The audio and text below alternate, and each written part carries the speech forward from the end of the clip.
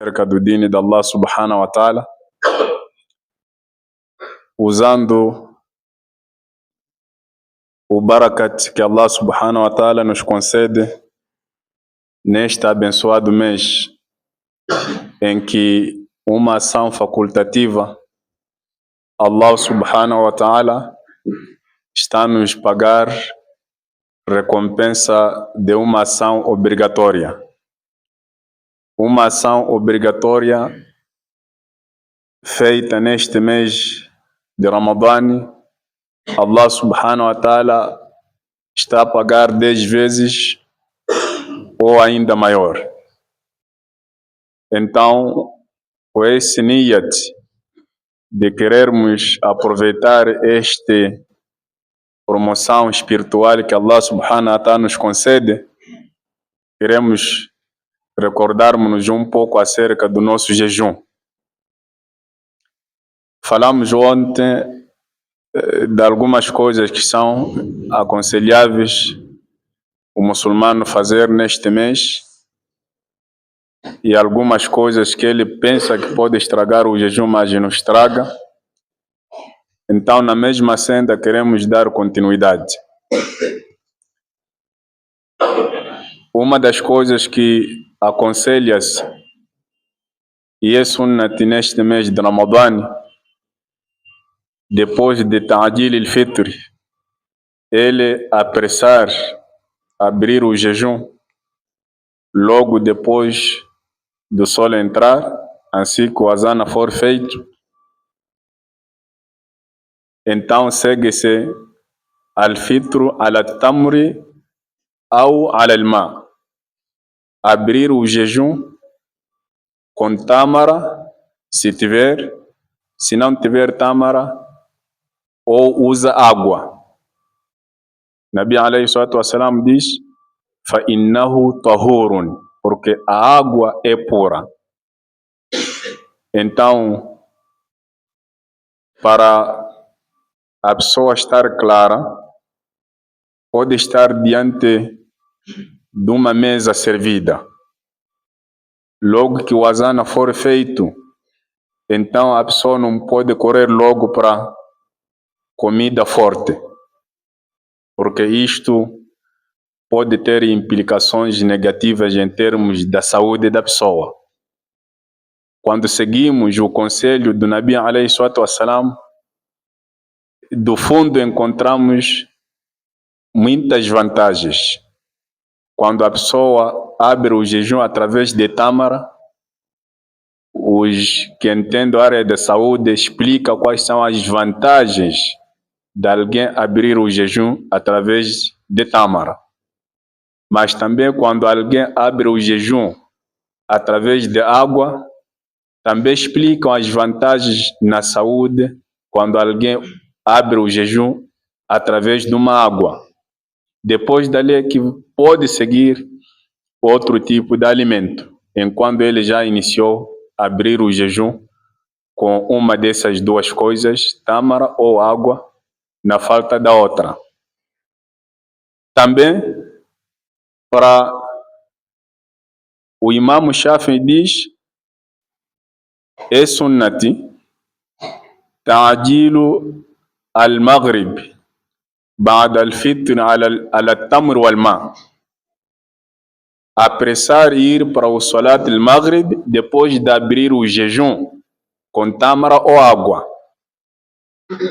Portanto, para não sentar definitivamente na mesa e abre o jejum com tâmara, água, depois tem ali aquela sopa, depois tem aquele assado, depois tem aquele prato. Então a pessoa pode assustar enquanto a hora de Maghrib já passou, porque ele sentou na mesa de forma definitiva. Então aconselha-se que abrir o jejum, apressar para o Salat Maghrib. Depois do Salat Maghrib é que pode voltar já para a mesa. Ali vai comer à vontade, enquanto já fez o Salat Maghrib. Então a norma é, depois do azan, abrimos o jejum com uma coisa leve, tâmara, água, ou se tivermos um copo de sumo, podemos, e depois vamos para o Salat Maghrib. Então, depois do Salat Maghrib, é quando a pessoa já senta na mesa à vontade. Mas essa vontade também encontramos aqui uma outra orientação. Taqlil min at-ta'am. Quer dizer, é preciso a pessoa não encher comida no estômago, até chegar ao ponto de ele comer e não ter força suficiente para ir fazer o Salat al-Isha e participar do Salat Tarawih. Então, vamos comer, vamos beber, ao mesmo tempo respeitando os limites. Allah subhanahu wa ta'ala diz: Kulu washrabu wala tusrifu. Comam, bebam, mas não façam israf, não esbanjam a comida. Nabi alayhi salatu wassalam orientava: quando estivermos a comer, tem que restar espaço para água, né? O estômago tem que ser dividido. Temos espaço para comida, espaço para água e deixar espaço para respiração.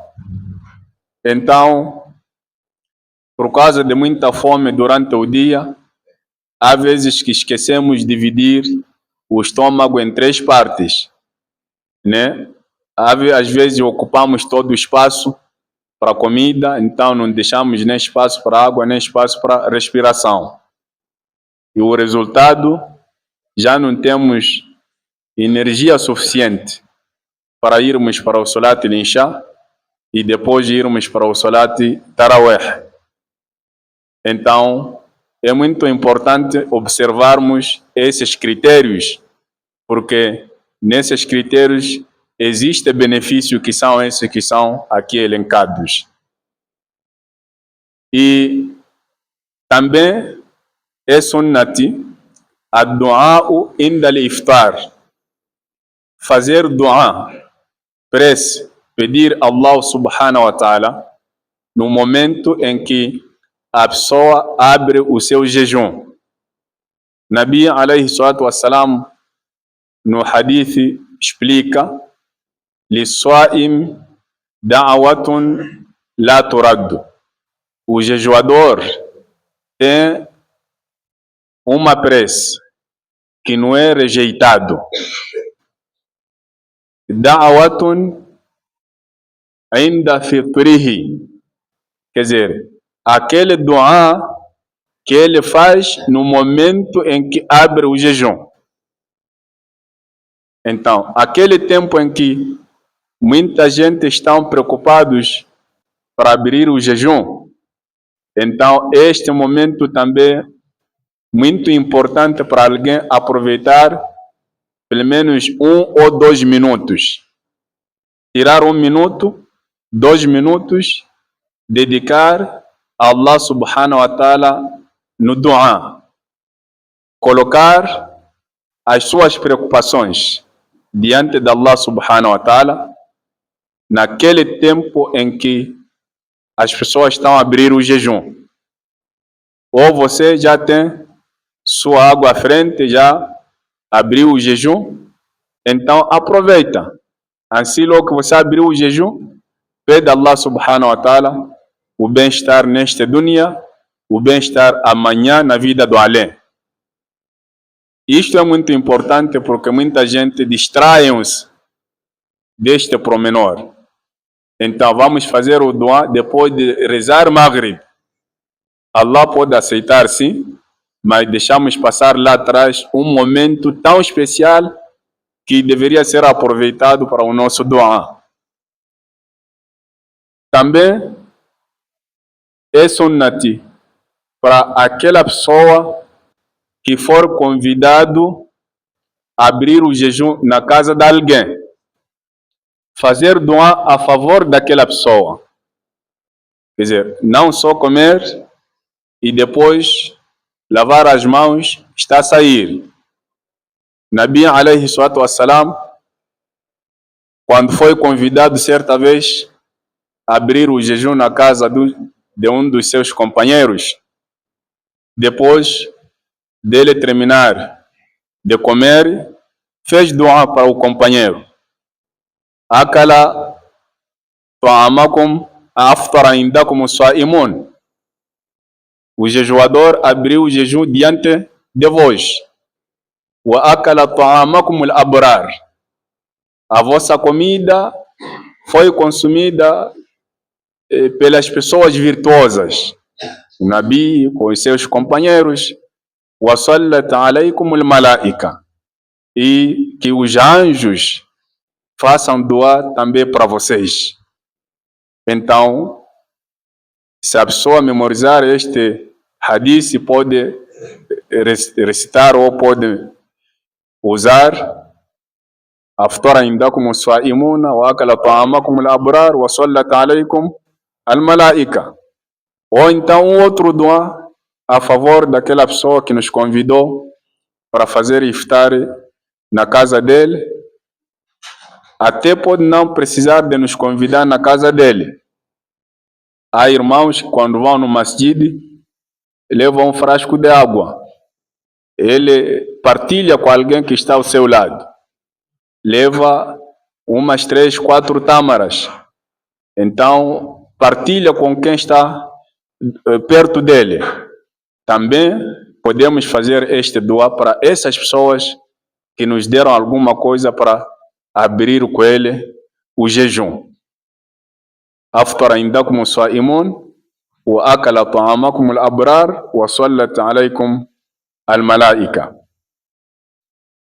Portanto, esses aspectos parecem ser aspectos menos importantes, mas são aspectos que vão aumentar o fardo e vão aumentar a recompensa ao longo deste mês de Ramadã.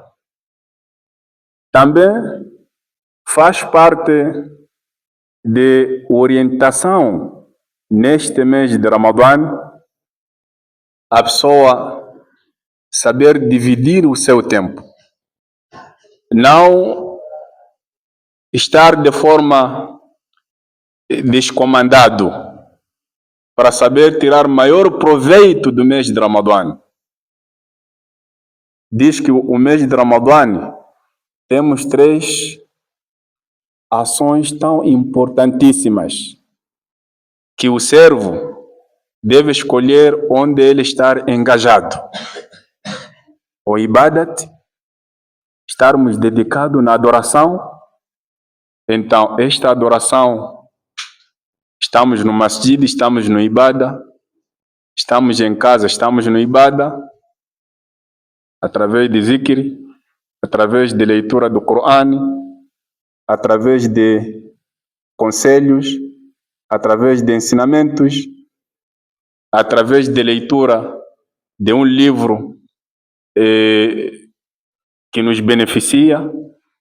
Então, este é uma área em que o muçulmano não pode falhar se envolver neste mês de Ramadã. E a outra parte é a parte de leitura do Corão. Este é o mês em que o Corão foi revelado, que faz parte também do Ibadat. Shahr Ramadan, alladhi unzila fihi al-Qur'an. Então, este mês, se não lemos, que não deveria acontecer, no mínimo por dia cada um tinha que ler uma página ou meia página por dia. Este seria o mínimo. Mas para aqueles que conseguem, reservam um tempo depois de Salat Fajr, antes de voltar a descansar, leva meia hora, lê um juzo no mínimo, ou algumas páginas. Esse deve ser rotina de um muçulmano neste mês de Ramadã. Ou então, pelo menos escutar o Corão, porque Se nós não nos ocupamos no Corão neste mês em que o Corão foi revelado, vai tornar difícil nos ocupar no Corão fora do mês de Ramadã. Nunca vamos encontrar outro momento em que vamos dar o nosso tempo para o mês de Ramadã, ou seja, para o Corão, fora dentro deste mês. Então, temos que reservar um tempo para dedicar para o Corão, o livro de Allah subhanahu wa ta'ala. No dia de Yawm al-Qiyamati, Nabi alayhi salatu wassalam vai colocar uma queixa contra aqueles que abandonaram o Corão. Conforme vem no Corão, no Surat al-Furqan, وقال الرسول يا رب إن قوم اتخذوا هذا القرآن مهجورا. Quando o profeta vai dizer: ó Allah, meu Senhor, inna qawmi ittakhadhu hadha al-Qur'ana mahjura. O meu povo abandonou este Qur'an.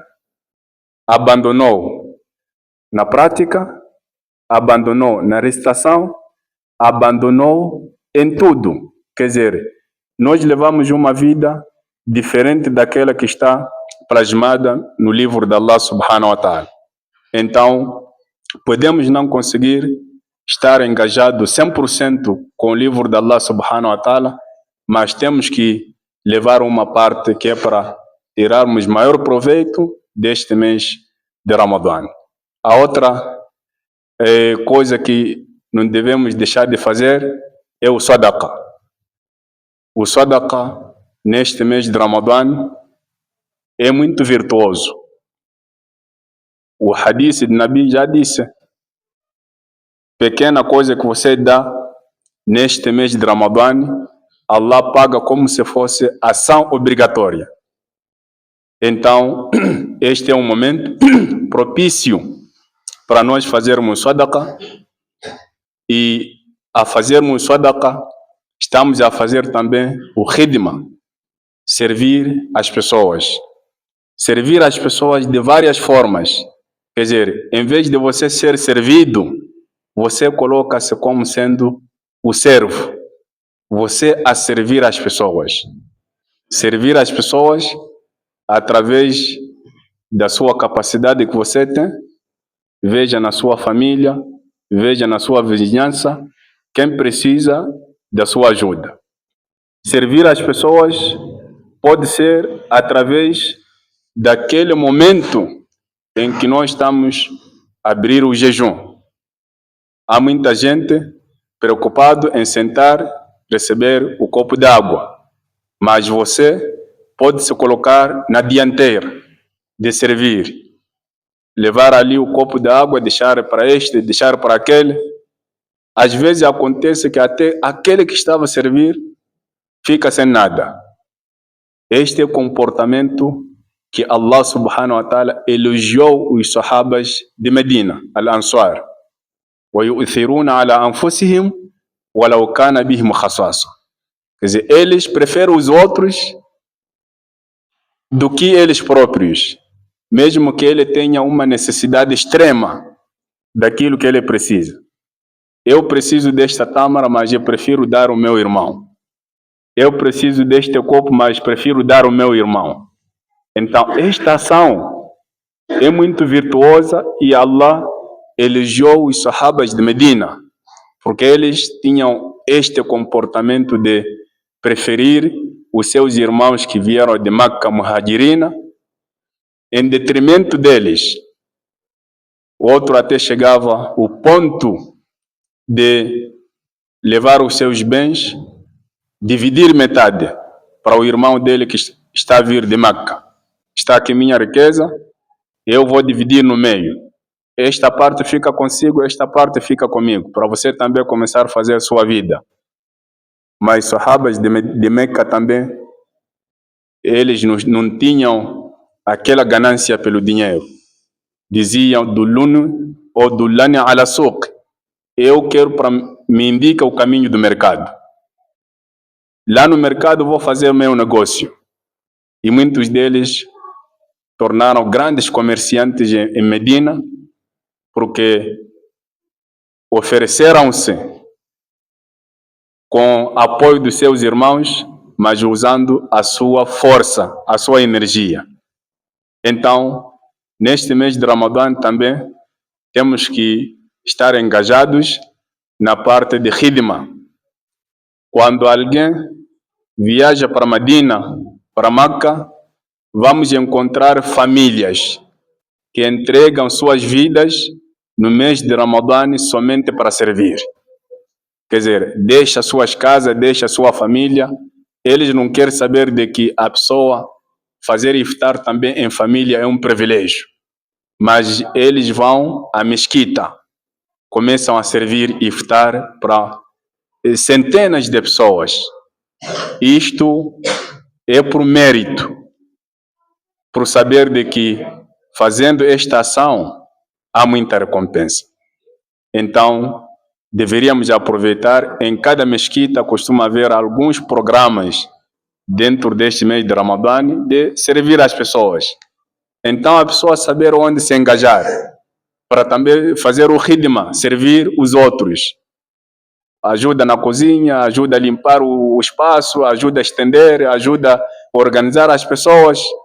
Também está a encher o seu prato de recompensas neste mês de Ramadã. Portanto, é o que nos cabia partilharmos hoje. Pedimos a Allah subhanahu wa ta'ala para que nos dê compreensão e nos faça pertencer no grupo daqueles que praticam o bem neste mês de Ramadã e no grupo daqueles que aceitam as suas ações e nos faça estar juntos no seu Jannat, inshallah ta'ala. Jazakumullahu khairan wa akhir da'wana alhamdulillahi rabbil alamin. Wassalamu alaikum wa rahmatullahi wa barakatuh.